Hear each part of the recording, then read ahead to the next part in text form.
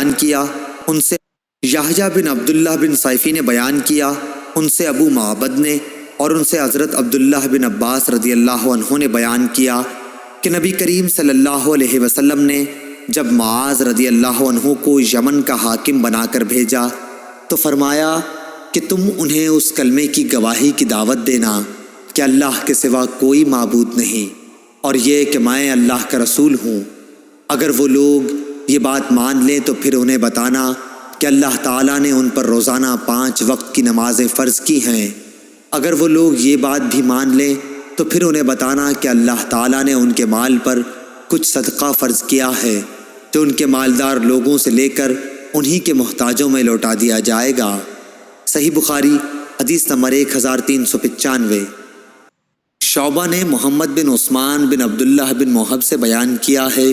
ان سے موسیٰ بن طلحہ نے اور ان سے ابو ایوب رضی اللہ عنہ نے کہ ایک شخص نے نبی کریم صلی اللہ علیہ وسلم سے پوچھا کہ آپ مجھے کوئی ایسا عمل بتائیے جو مجھے جنت میں لے جائے۔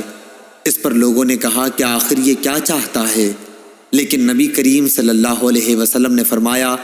کہ یہ تو بہت اہم ضرورت ہے، سنو، اللہ کی عبادت کرو اور اس کا کوئی شریک نہ ٹھہراؤ، نماز قائم کرو، زکوٰۃ دو اور صلہ رحمی کرو۔ صحیح بخاری حدیث نمبر 1396۔ وہیب بن خالد نے بیان کیا، ان سے یحییٰ بن سعید بن حبان نے، ان سے ابو زرع نے اور ان سے ابو ہریرہ رضی اللہ عنہ نے کہ ایک دیہاتی نبی کریم صلی اللہ علیہ وسلم کی خدمت میں آیا اور عرض کی کہ آپ مجھے کوئی ایسا کام بتلائیے جس پر اگر میں ہمیشگی کروں تو جنت میں داخل ہو جاؤں۔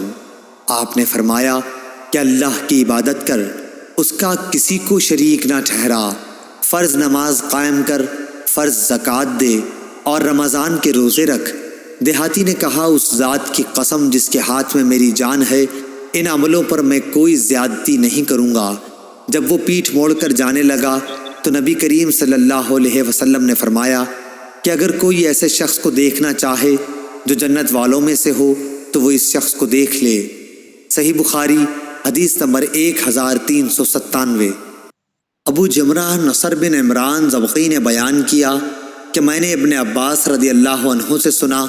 آپ نے بتلایا کہ قبیلہ عبد القیس کا وفد نبی کریم صلی اللہ علیہ وسلم کی خدمت میں حاضر ہوا اور عرض کی کہ یا رسول اللہ، ہم ربیعہ قبیلے کی ایک شاخ ہیں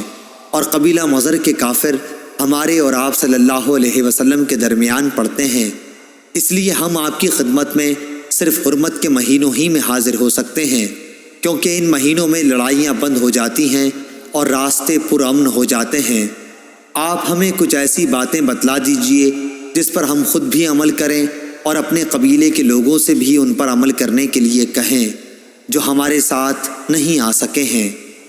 حضرت صلی اللہ علیہ وسلم نے فرمایا کہ میں تمہیں 4 باتوں کا حکم دیتا ہوں اور 4 چیزوں سے روکتا ہوں،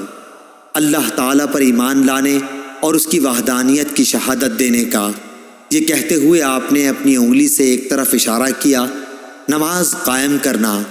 پھر زکوٰۃ ادا کرنا اور مال غنیمت سے 5واں حصہ ادا کرنے کا حکم دیتا ہوں، اور میں تمہیں کدو کے تومبی سے اور ہنتم سبز رنگ کا چھوٹا سا مرتبان جیسا گھڑا، نقیر کھجور کی جڑ سے کھودا ہوا ایک برتن، زفت لگا ہوا برتن، زفت بصرہ میں ایک قسم کا تیل ہوتا تھا کہ استعمال سے منع کرتا ہوں۔